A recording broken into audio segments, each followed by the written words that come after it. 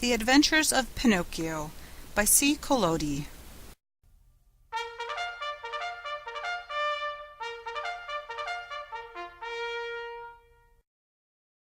Chapter 7. Geppetto returns home and gives his own breakfast to the Marionette. The poor Marionette, who was still half asleep, had not yet found out that his 2 feet were burned and gone. As soon as he heard his father's voice, he jumped up from his seat to open the door. But, as he did so, he staggered and fell headlong to the floor. In falling, he made as much noise as a sack of wood falling from the 5th story of a house. "Open the door for me!" Geppetto shouted from the street. "Father, dear father, I can't," answered the Marionette in despair, crying and rolling on the floor. "Why can't you?" "Because someone has eaten my feet." "And who has eaten them?" "The cat," answered Pinocchio, seeing that little animal busily playing with some shavings in the corner of the room. "Open, I say," repeated Geppetto, "or I'll give you a sound whipping when I get in."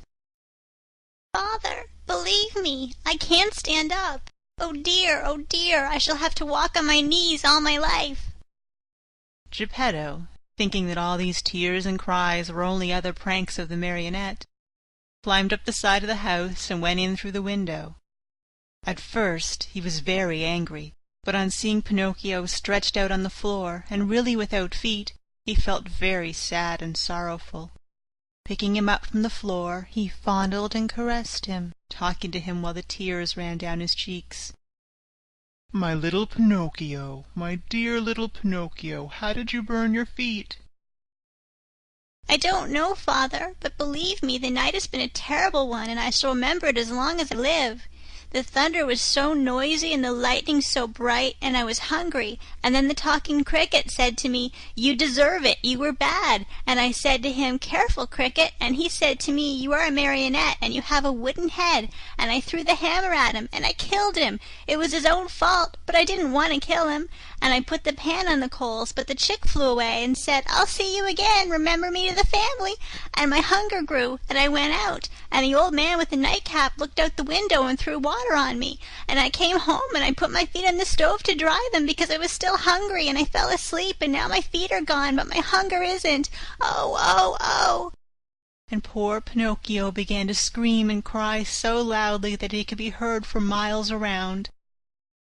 Geppetto, who had understood nothing of all that jumbled talk, except that the Marionette was hungry, felt sorry for him, and pulling 3 pears out of his pocket, offered them to him, saying, "These 3 pears were for my breakfast, but I give them to you gladly. Eat them and stop weeping." "If you want me to eat them, please peel them for me."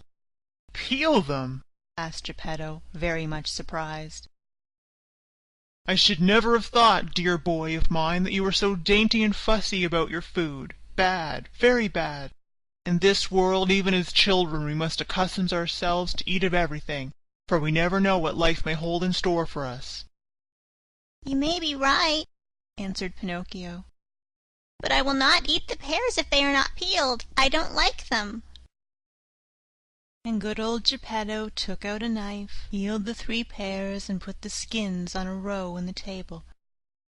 Pinocchio ate 1 pear in a twinkling and started to throw the core away, but Geppetto held his arm. "Oh, no, don't throw it away. Everything in this world may be of some use." "But the core I will not eat," cried Pinocchio in an angry tone. "Who knows?" repeated Geppetto calmly, and later the 3 cores were placed on the table next to the skins. Pinocchio had eaten the 3 pears, or rather devoured them. Then he yawned deeply and wailed, "I'm still hungry." "But I have no more to give you." "Really? Nothing? Nothing?" "I have only these 3 cores and these skins." "Very well, then," said Pinocchio. "If there is nothing else, I'll eat them."